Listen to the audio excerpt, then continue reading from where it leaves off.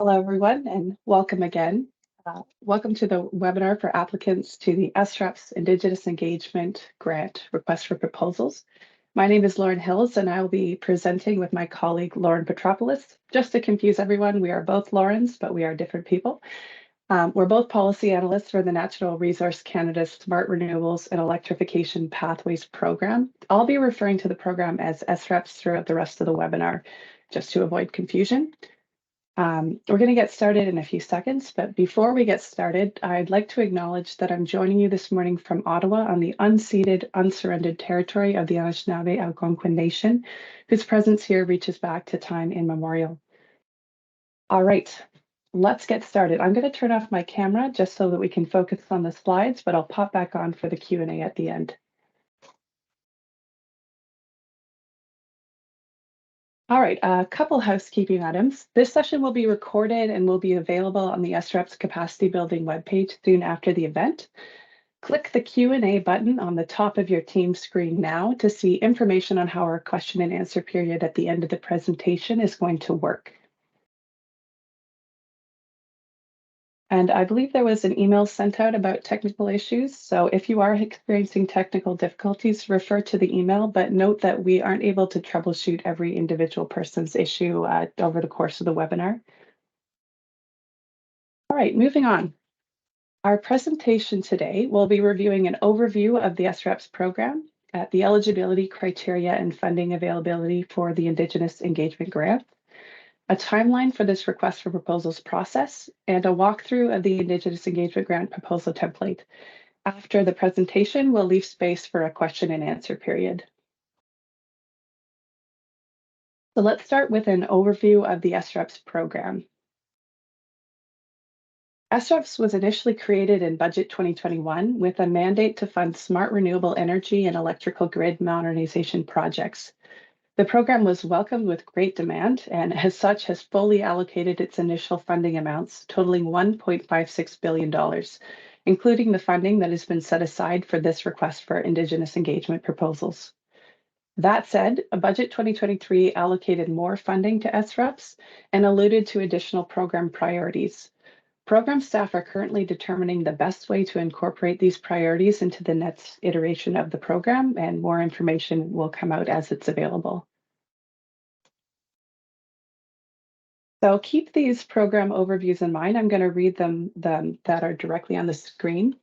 The SREPS program outcomes are to decrease greenhouse gas emissions from Canada's electricity sector, increase the number of electricity system assets that can contribute to system reliability, generate economic and social benefits, including job creation and increased equity, diversity, and inclusion in the energy sector, and increase renewable energy capacity or increase electrical grid accommodation of renewable energy. So keep these program objectives in mind as they will be important to review when you're filling out your proposal template later on. The SREPS program has a number of different streams of funding targeting different ways to achieve the 4 outcomes. The Indigenous engagement grants are the subject of this webinar and will be covered in more detail later on. The capacity building stream is targeted at projects which enable communities and organizations to acquire knowledge and the tools needed to develop renewable energy and grid modernization projects. This stream has an open request for proposals right now as well, which is covered in the same applicant guide as the Indigenous Engagement Grant request for proposals. The webinar date for that stream is scheduled for this Thursday, November 16th. Please email the SREPS inbox to request an invite if you're interested in attempting. Just to note, we request that the proposals for the same project not be submitted to both the Indigenous Engagement Grant and Capacity Building streams. Please review the applicant guide and determine which request for proposals best suits your project. Note that the eligibility, maximum funding amounts, and length of the projects permitted are different for both streams, with more funding available in the Capacity Building stream. If you're still unsure, submit to the Capacity Building stream by default. After submission, if we determine your project may be better suited to the other stream, we will notify you to obtain consent prior to moving it over. The deployment streams of the SREPS program have historically contributed to the construction costs for shovel-ready renewable energy and grid modernization projects. These streams are currently closed to applications, and more information will be shared once it's available.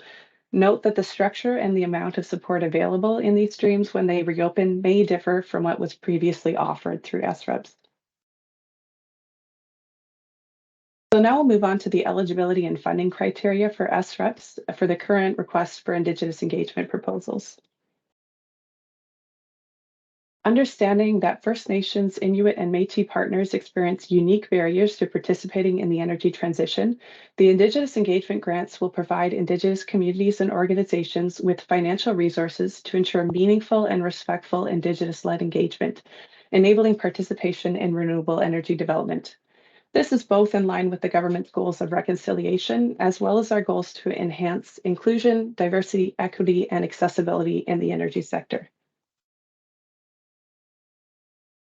Eligibility for this grant funding will be limited to Indigenous applicants, specifically Indigenous communities or governments, tribal councils, national or regional Indigenous councils, tribal organizations, and Indigenous majority-owned and controlled for-profit and not-for-profit organizations. Please note the definition of Indigenous in our applicant guide and at the bottom of the slide. Funding for this grant will only flow to the applicants listed above. Eligible Indigenous engagement activities must be related to grid-connected projects, have clear expected outcomes, and contribute to the SREPS program objectives that we covered earlier in this presentation. They can include activities which support Indigenous communities or organizations to assess options for involvement in renewable energy projects, activities which enable Indigenous communities potentially affected by a proposed renewable energy project to investigate opportunities, impacts, or mitigations, or conducting an environmental or traditional land use study or survey related to a proposed project. Note that for the purpose of this request for proposals, grid connected means a renewable energy or energy storage project that generates power into the bulk electricity system in the North American power grid. We'll go into a few examples of what some of these activities could look like on the next slide. So some of the activities that fall under the themes we just reviewed include hiring external legal or commercial support to review project development partnership agreements, engaging support to connect a community interested in renewable energy development with a suitable partner, hosting community meetings or workshops to share and discuss renewable energy opportunities, or commissioning a traditional land use study for a proposed project. But this list is not exhaustive. Any kind of project that logically fits in the three categories in the slide before will be considered eligible. If you have questions about whether or not the project you have in mind may be eligible, you can email the the program inbox prior to the start of proposal intake on November 27th, and we'll talk about the timelines a little bit later. So if you are successful in the application process, SREPs will fund up to 90% of the total project costs of a project, with a limit of a maximum of $50,000 per year of the project. The program will accept projects up to 3 years in length. Projects must end on or before March 31st, 2027, which means the maximum amount that can be distributed per project is $150,000. SREPs will permit stacking with other government sources of funding to cover 100% of total project costs. This means if your project is able to secure the remaining 10% of project costs through another government funding program, that would be permitted under our terms and conditions. Eligible expenses include the salaries and benefits for employees on the payroll of the applicant organization for actual time spent by employees on the project, professional and contracting services, and then a list of other expenses, which are listed here. Goods and services tax, provincial sales tax, or harmonized sales tax, net of any tax rebate which the applicant organization is entitled to. If the applicant provides a justification and the program determines it's necessary for the project, some travel and accommodation costs may be considered eligible. Eligible rates would have to be based on the travel directive of the National Joint Council, which can be easily found if you search it in a web search portal. Now we're going to go over the proposal timeline and the process overview for this request for proposals. So here's an overview of the timeline. I'll go over each step in more detail.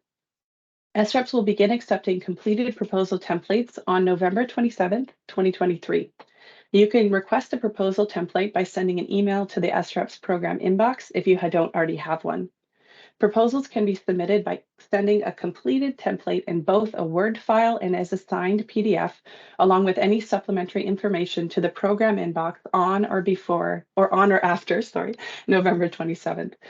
We will accept proposals until January 31st, 2024, 11:59 Pacific time. Note that as this grant process is competitive, we will not be able to answer any questions about specific issues for your particular project and proposal once the submission period is open to avoid giving any applicant advantage over another. If you have a general question about the proposal template or request for proposals that would apply to many or all applicants, you can send it to the program impacts. When we respond, we will notify the mailing list of the question and response so all applicants can have access to the same information. In February and April, we will be doing evaluation on the proposals internally. And again, we will not be accepting any supplemental information or respond to any questions during the evaluation period. We will notify applicants of whether or not their application has been approved by May 2024 at the latest. If your application is approved, we will request you submit additional information to verify some of the aspects of your proposal and financials, and then we'll start negotiating a grant agreement. The average time it takes to complete a grant agreement is between 3 to 5 weeks, though this will vary project to project. Once a grant agreement is signed, you could expect one-time annual payments for each year of your project. Some reporting is required each year to verify you're still eligible to receive grant funding, and a final report will be due at the completion of your project. I'm now going to pass the presentation to my colleague, Lauren Petropoulos, to cover the proposal template in detail. Thanks, Lauren. Hi, everyone. Now we are going to review the Indigenous Engagement Grant Proposal Template. Each slide will explain what is expected in each section. I want to remind everyone that all this information is available in the applicant guide and/or the proposal template. Please read the applicant guide carefully, as it has everything you need to know to apply. We accept documents attached as annexes, so if you have letters of support, you may submit those with the proposal. As well, we've provided suggested word count maximums throughout the proposal to guide you for how much information we'd like. As a rough estimate, 500 words is a full page of single-spaced text, so 250 words is about half a page single-spaced. The first section of the proposal is where eligibility information of your organization and project are outlined. First, you will fill in information about your organization and contact information. We have included a spot for a secondary contact as well. For question 1, you will select from a drop-down list of eligible organizations, and the options include various types of Indigenous communities and organizations, as Lauren mentioned in a previous slide. For question 2, you will explain how your project will support SREP's program objectives. For question 3, you will select at least one of the eligible activities listed that apply to your project and provide a brief description of the activity. You will select and describe all that apply. So if all 3 of these types of activities will be completed during your project, you will select and explain how you are executing all 3. The second section is a description of the proposed project, where you can expand on your project in more detail. At the top, you will include your project title, location, and timeline. The timeline refers to the period to which you are seeking funding. The maximum timeline for a grant project will be 3 years. Next, input the total project costs and total funding request for NRCan. NRCan can cover 90% of eligible project costs, so please ensure that this is reflected in the funding request. A detailed budget will come later in the proposal. Moving on to question 4. In the box, you will describe your project in a brief, non-technical, and non-confidential summary. Tell us clearly what your project will do and what issue your project is focusing on. There is a suggested maximum of 100 words, so please keep it focused. For question 5, you will describe the project goal or multiple project goals if you have them. If your project has more than one goal, please copy the text in the box and repeat this process for as many goals that your project will have. Each numbered goal will have an associated outcome or benefit. Wherever there is blue text, you will replace that with the associated description. We will be evaluating the quality of this section, not the highest quantity of goals or benefits. So we are looking for these kinds of benefits that are clearly described and support the community or organization needs. Question 6 is where you will discuss the Indigenous communities and/or organizations that are involved and/or impacted by the proposed project. Where Indigenous community or organization is written, you can replace this with the actual name of your community or organization. You will provide a brief description for each community or organization that is involved or impacted, where the blue text is, and repeat this for as many that you have involved in the project. For question 7, I would like to note the call out for separate attached records of support, such as a letter of support or band council resolution from the involved Indigenous communities and/or organizations. If this is not applicable to the project, you can explain this in the box below. We expect records of support to be necessary for all projects and will only consider applications without them with well-supported extenuating circumstances, making acquiring those documents not applicable. Question 8 is where you will tell us about your organization and how the expertise and experience of your team will enable you to carry out the project successfully.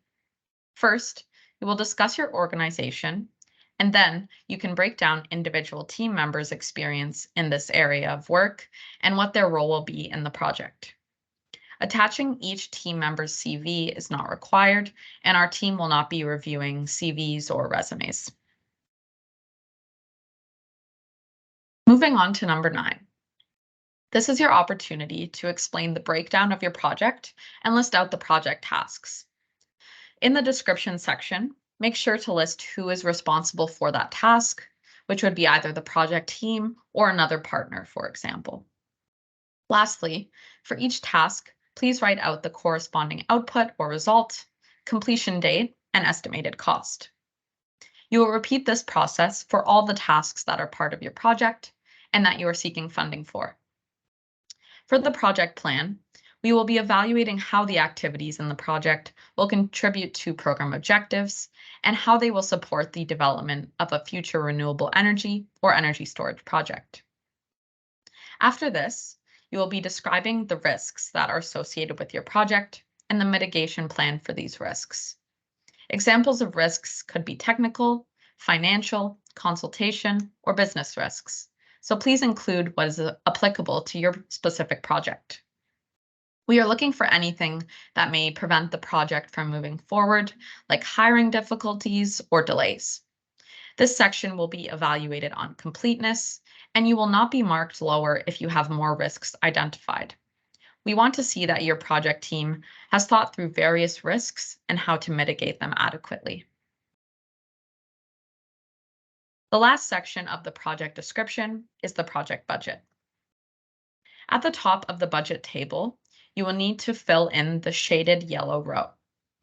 This is where you'll total the full amount of funds you are requesting from NRCan, broken down by fiscal year, where the start of the fiscal year is April 1st. It may be a portion of the total project costs, with a maximum of 90% of the total project costs. Total eligible expenditures plus total ineligible expenditures plus total ineligible costs must add up to the total project costs. Please note that the ineligible and in-kind rows are also broken down by fiscal year. So please make sure that this breakdown appears in your submission. The cost details box under number 12 allows you to provide additional details that are not necessarily reflected in the first budget table. Specifically for travel costs, We would like to see a justification as to why those travel costs are necessary for the project. We will be evaluating the section on verifiable and accurate estimated costs. Finally, question 13 is where you will include, if applicable, if you are receiving funding from other organizations or governments. You will also include your own financial contribution to the project in this table as the applicant organization. This is the last section of the proposal I'll discuss in detail, which is the declaration and conflict of interest section.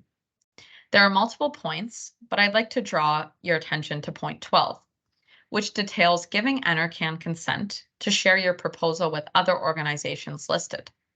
The benefit of allowing us to share your information is that we can pass your project idea on to others if there's a better fit for your project. So please check off all those boxes if you are comfortable with us sharing your proposal. Secondly, you must complete the conflict of interest attestation shown on the right by answering yes or no to the 4 statements. Finally, you will need to sign and date the proposal. We have come to the end of the presentation portion of our webinar, so now we will begin our Q&A session. If for some reason you have to leave but have outstanding questions, please connect with us through our program mailbox. We will be answering questions that have been published in the Q&A tab, so please feel free to click on that tab to see the questions or to ask your own.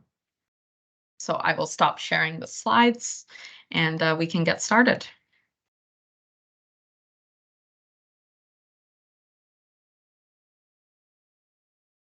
Okay, hello everyone. I'm going to be reading the questions that have been published in the Q&A portion.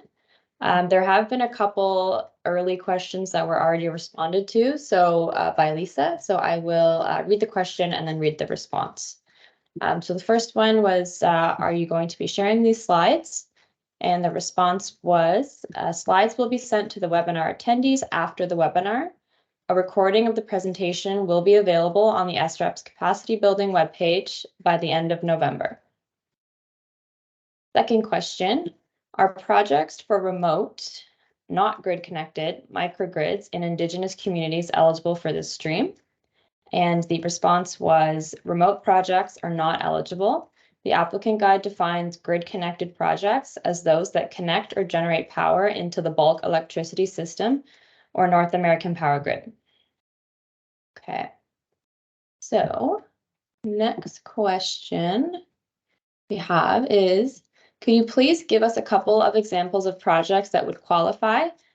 I'm wondering how to combine this program with other sources of funding, since 150,000 cap would not cover all of the costs of a larger projects. I can jump in on that one. So like mentioned before, some ideas of projects that would be covered under this would be conducting a traditional land use on a proposed project that's in the traditional territory of the relevant Indigenous community, or holding community meetings to discuss renewable energy involvement, maybe hiring legal support to work out a partnership agreement with a developer partner to develop a future renewable energy project. Just noting that the 150 cap is small, we acknowledge, because we're targeting smaller activities and with very obtainable outputs. If you're unclear if that will be enough to cover the project that you're thinking of, then I would recommend you look into our capacity building stream.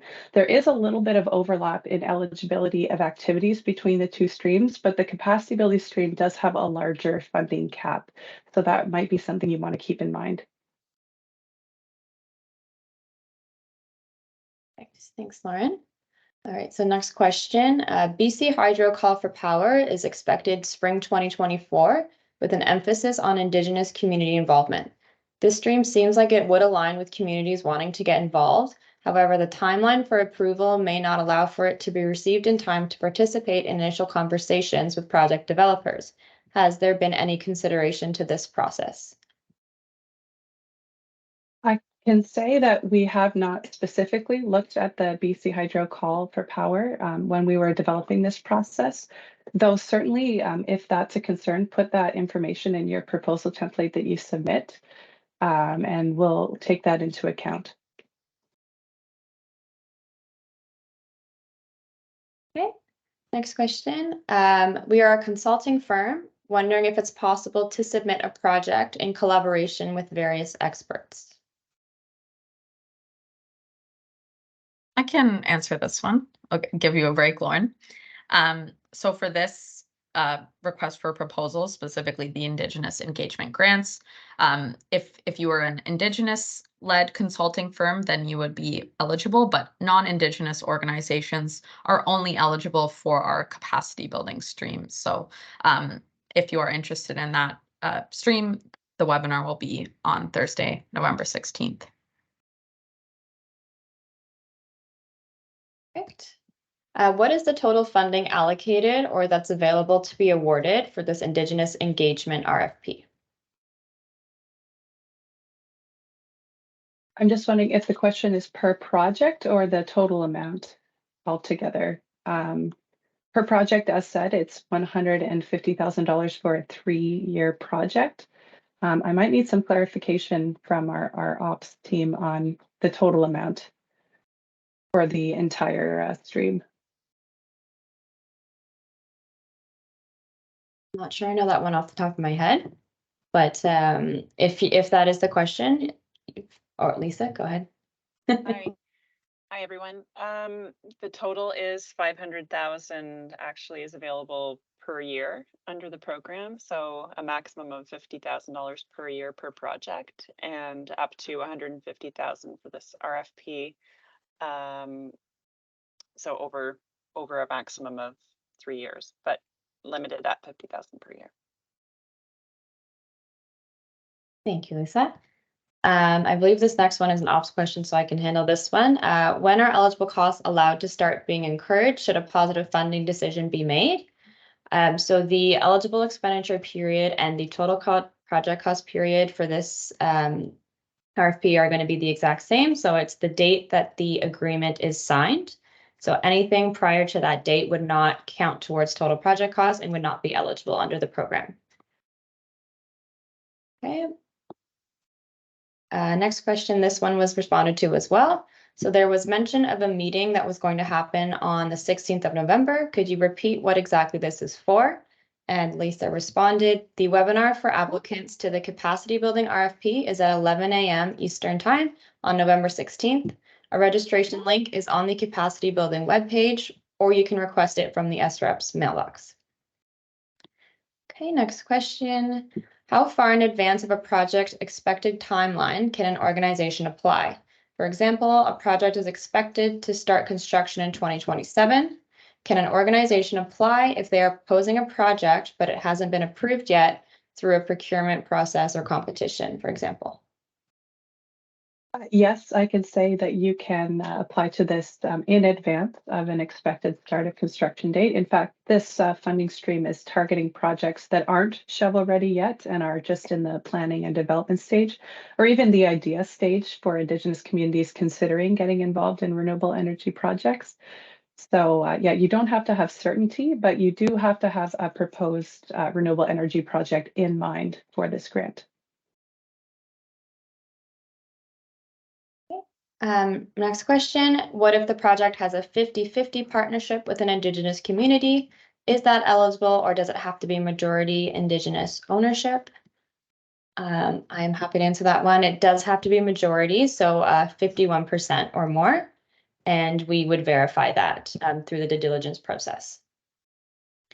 Next question, does the percentage of Indigenous ownership have an impact on the grant reimbursement percentage of a total project cost?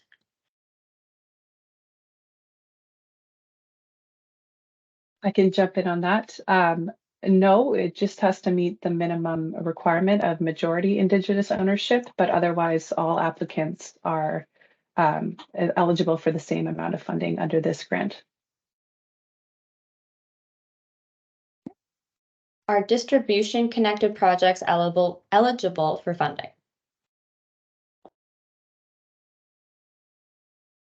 I can answer this one. So currently distribution connection projects are not eligible for funding. So these projects are specifically for renewable energy or energy storage projects in grid-connected communities.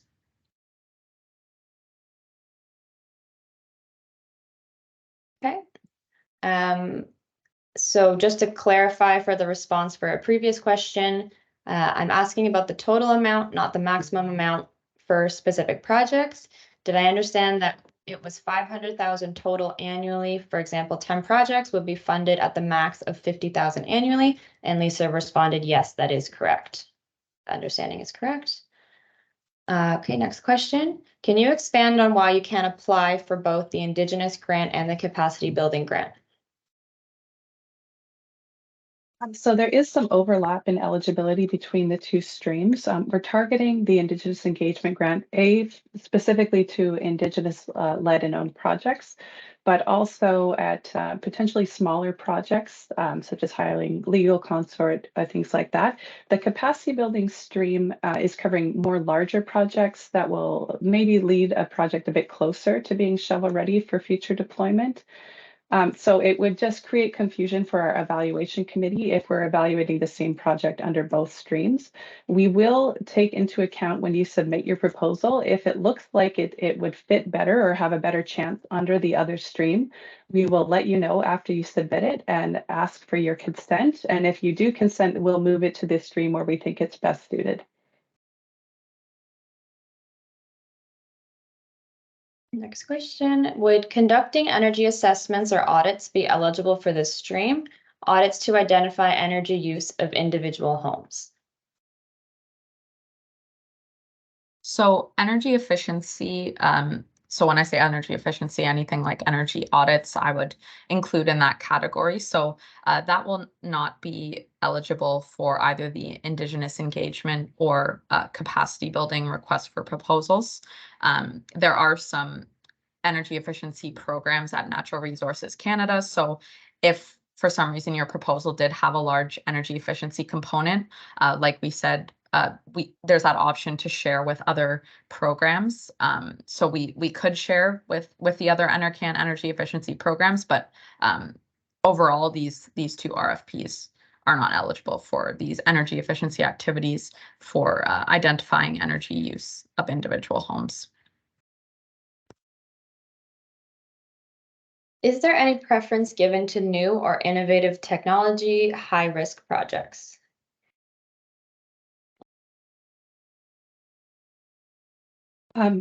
Preference, not necessarily. What we're just looking for is that your proposal is well substantiated. If there are risks to the activity you're looking to do, that you have them identified and a good plan to address them in your project.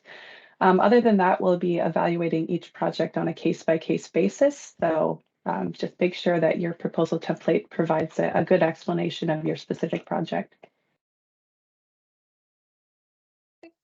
Could you clarify if organizations can apply to both this grant and the capacity building? So if you are an Indigenous community or organization, you can apply to either the grant or capacity building. And like Lauren mentioned, if we think that your project is a better fit under one RFP or the other, we would notify you and maybe recommend that other stream to you. But non-Indigenous communities or organization would not be able to apply for either, or they would just be eligible for capacity building. I would also just mention that if there are separate projects, then obviously an applicant can apply to both as long as they're eligible. Perfect. What is the maximum number of projects that will be approved?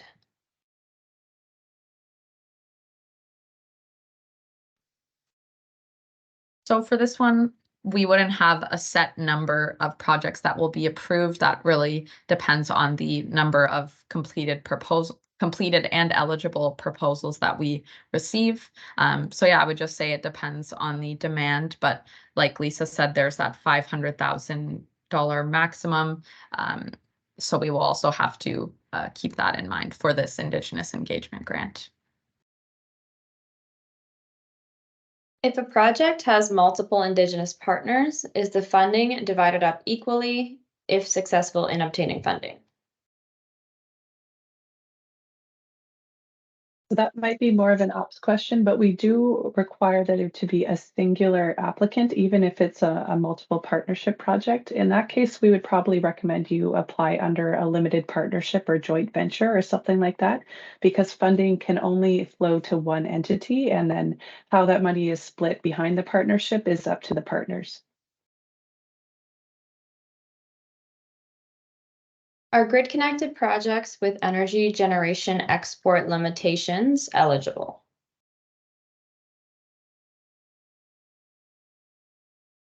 I'm not fully sure I understand the question. Just to clarify that we don't anticipate that this grant is going to go to the deployment of specific projects, like the construction costs of specific projects, more the engagement that will go into the possibility or development of these projects. So SREPS does has a list of renewable energy projects that are considered eligible under the program. You can review that on the information on the SREPS website. And if you still have questions, please follow up with an email with more details and we'll get back to you. Could you use this grant for a feasibility study for geothermal heating for a building?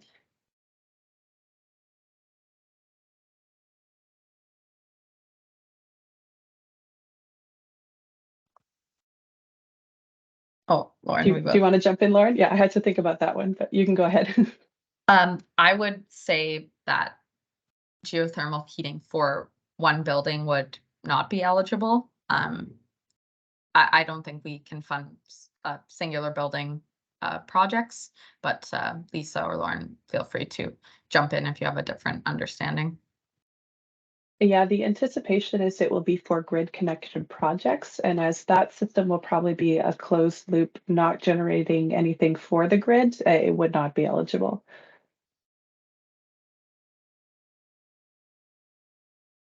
If a community is currently funded through the SREPS capacity building stream, are there any eligibility constraints for this stream? That's a bit of a case-by-case scenario situation. So if you have specific concerns about your project or what you're thinking about, please send us an email to the SREPS inbox outlining that particularities. But yeah, there's too many possibilities for me to give a clear answer that would apply to everybody. Okay, can you submit multiple projects for the Indigenous Engagement Grant and or the Capacity Building Grant? Yep, as Yeah. Lisa mentioned, if you have distinct proposals, you can definitely submit multiple projects, but just keeping in mind that it is a competitive process, so we will be evaluating each project and each proposal individually. Perfect. And then related to that, if you have two different projects, can you apply one project under each stream? Yes. Thanks. Okay. Can a nation apply to both this and the capacity building stream for different portions of the same or similar projects? In that case, we request you submit the entire package under the capacity building stream. And then, yeah, we will consider, we're trying to avoid funding the same project under both streams. But yeah, submit it all to the capacity building stream and we'll take that into account when we're reviewing your application.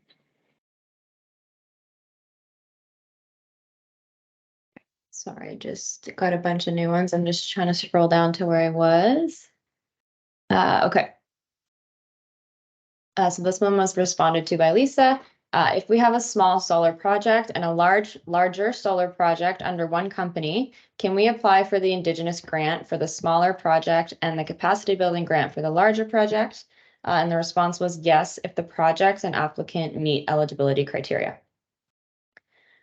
In the context of equity, diversity, and inclusion, is it imperative to collaborate with Indigenous communities for the capacity building project, or can developers from any part of Canada contribute to the project's success?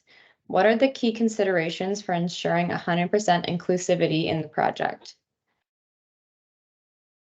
I will jump in and just say that question sounds a bit more specific to our capacity building stream. So I might propose we hold on that and we'll answer it when we do our capacity building webinar later this week. Can a non-Indigenous led consulting firm be hired to provide services that are eligible for this program? Yes, that is possible. However, funding will only flow to an Indigenous applicant, and they would do the process of hiring whatever consultants they feel is best suited to their project.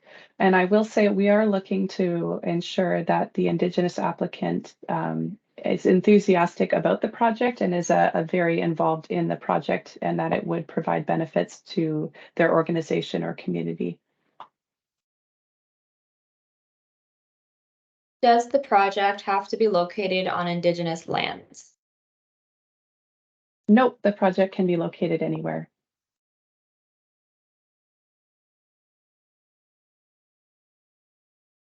Is the application supposed to come from the Indigenous community or the developer?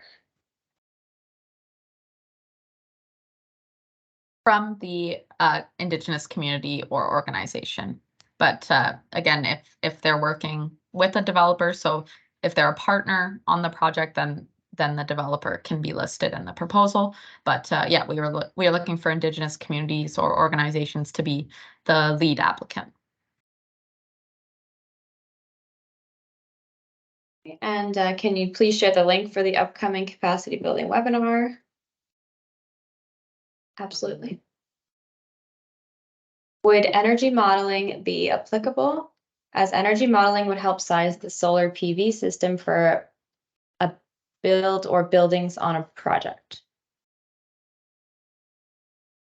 I can't necessarily provide advice. I would just say go back and look at the eligible activity categories for this engagement grant. If you think what you have in mind will fit under those 3 activities, then yes, make a case for that in your proposal.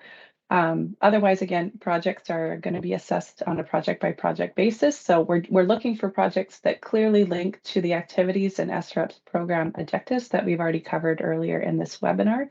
And it's up to you to make your case for why you think your project fits under those categories. Okay, and then there was a clarification here. So I think you may have misspoken regarding distribution connected, which is not off-grid, but rather it is bulk system connected, just at a lower voltage than transmission, which most Indigenous communities are connected to. Thank you. And then a comment from Lisa. There are a number of questions asking if feasibility studies are eligible. These are more likely to be eligible under the capacity building stream, assuming they meet other eligibility criteria. Is there a max or minimum megawatt or kilowatt requirement for the funding? Nope, there is no maximum or minimum at the moment, though we are looking for future renewable energy projects in mind that will connect to the North American power grid. If a project partnership is being investigated, but the equity split has not been identified, is it eligible? Costs would include partnership agreement, legal support, and engagement about the project. Yes, it would be. And in fact, that's one thing we were thinking about when we created this grant opportunity. We would just say that funding for figuring that out would flow only and directly to the Indigenous part of the partnership if it's an Indigenous and non-Indigenous partnership. So all of that funds would be available, but only for use of the Indigenous partner to help them get to the place of figuring out that partnership agreement. Perfect. Can you expand on the requirements of grid connected? Would a major project that utilizes the public grid but has a PPA be eligible? Yes, absolutely. Having a PPA, as long as it connects to the North American power grid or will connect in the future, if it's a proposed project, then yes. Okay, that is the end of the questions that I have in the published for right now. Sure, I'll keep refreshing to see if any more come in, but for now, I believe you guys have answered all of them.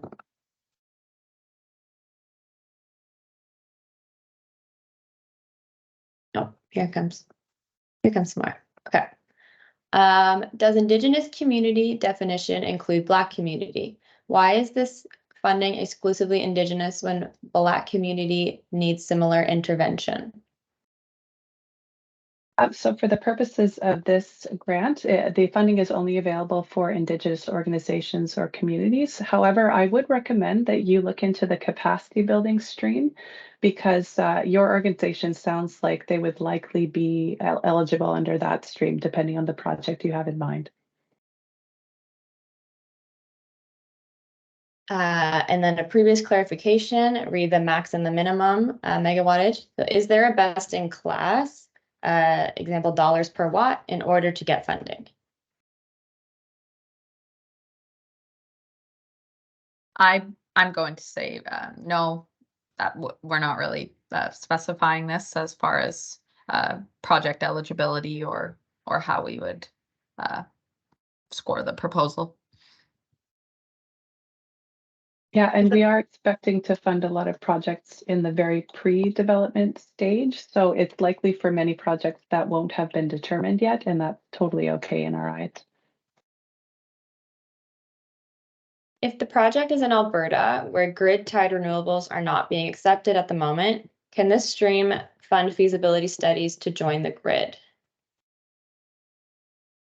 Yes, absolutely. Again, proposed future projects is the idea that we're covering under this grant stream. And I understand the pause in renewable approvals for the AUC will be completed in February, which will be prior to any project getting approvals for our grant. Can you expand on why you cannot apply for both the Indigenous engagement and capacity building stream?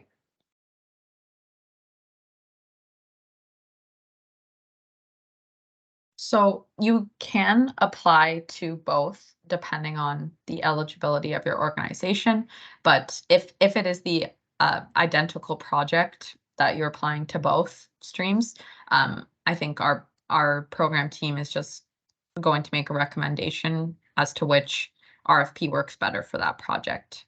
I think we're just not looking to duplicate funding for both of those RFPs or both of those streams. Do all So again, provinces? oh, sorry. Can I So jump sorry, in there, Maddie? Lauren, go ahead. Oh, no worries. So again, we do recommend that if you're not sure, you default to applying to the capacity building stream, just because there is more funding available under that stream. And yeah, we will move it to the Indigenous engagement grants if it seems like it's a better fit for that and you'd have a better chance. Perfect. Do all provinces allow organizations to connect to the public grid?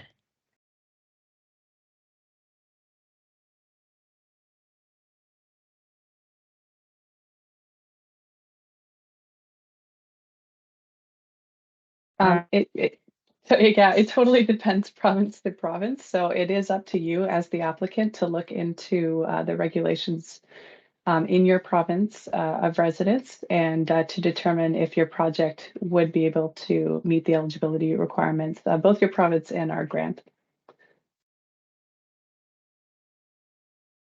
Are grid-connected, non-exporting projects eligible?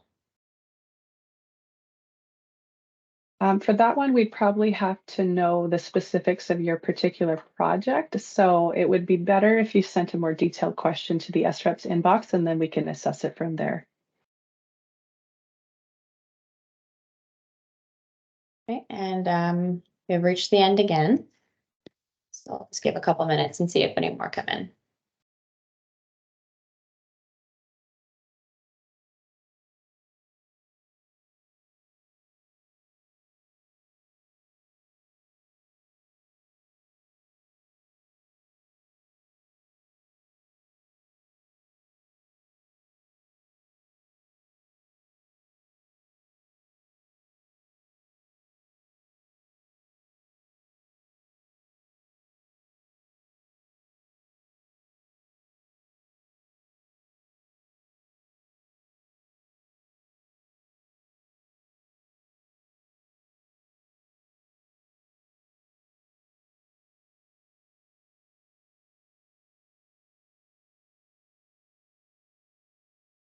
All right, got a few more.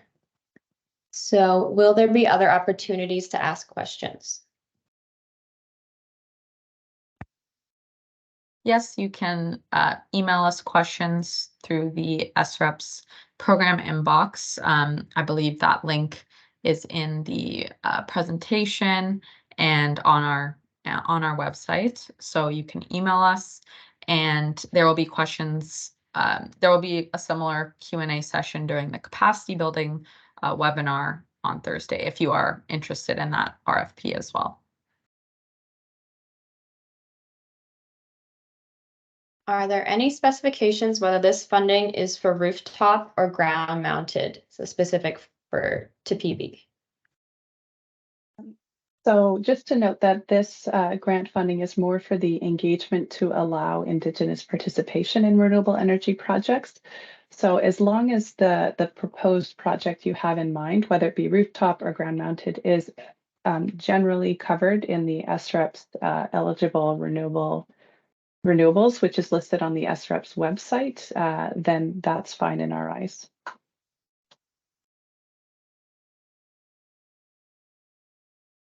Okay. Couple minutes again.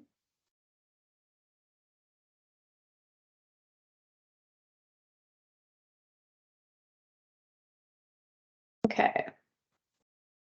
Will you be sending a link to the webinar recording? Yes, sorry, I'm not sure about sending to our to the distribution list, but the link will be uploaded on our website, the link to the recording. I'm just unsure about if we're going to send it around in an email afterwards, but I think that's something we can definitely do, just sending it out to everyone as well. As this is for early phase investigation, how defined does the budget have to be? Can we include X amount in legal costs with the understanding that it may change? I can take this one. So absolutely, we understand that budgets are constantly changing, and at this point, you might not have defined numbers. So at this point, we just ask for your best estimate. And then as if you are approved and the due diligence phase, you can continue to update the budget. And then even once the agreement is signed, we understand that budgets still do change constantly. So no worries about that.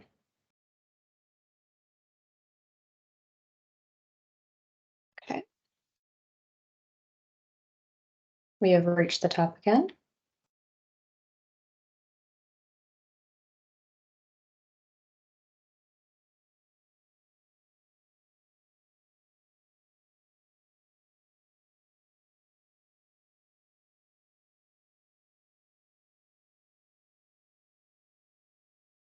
Okay, what type of funding requests is this stream targeting? Solar or other options?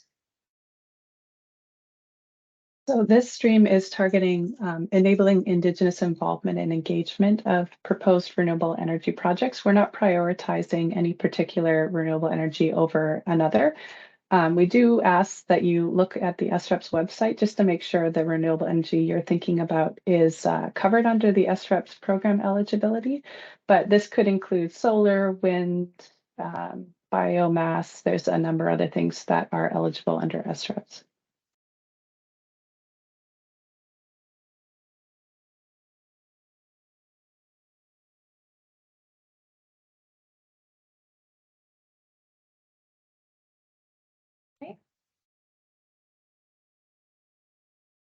Give a few more minutes. Okay, here we go. Would the agreement dollar amount that is signed for with the budget be subject to change, or would it be the responsibility of the applicant to cover any additional costs that vary from the agreement? So once the agreement is signed, that is the amount that NRCan would be kind of responsible for. Depending on the program budget, sometimes there is, availability to increase. However, that's never a guarantee. And we also would be bound by the percentages of total project costs. So for the grants would be 90%, so we could not go above that, as well as the $150,000 cap and the fiscal year cap for $50,000 as well. But yeah, without guaranteeing anything, the applicant would be responsible for any additional costs above what is signed in the agreement.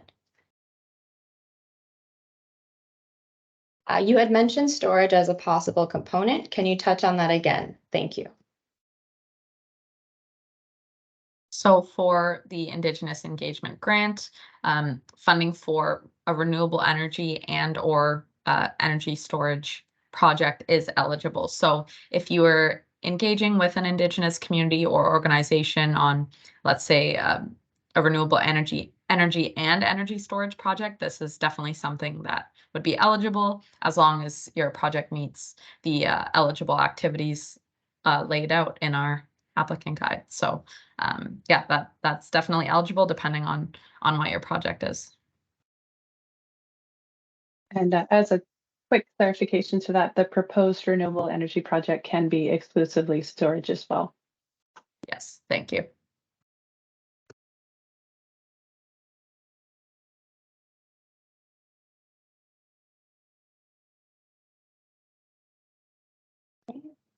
No new questions yet.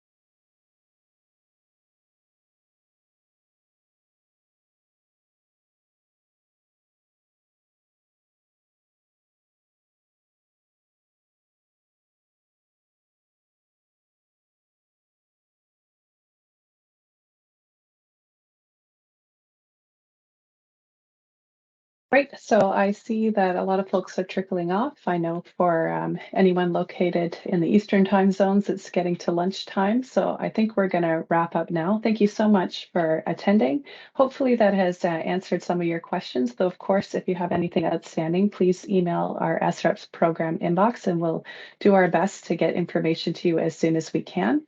And yeah, looking forward to reading a lot of great proposals. Thank you.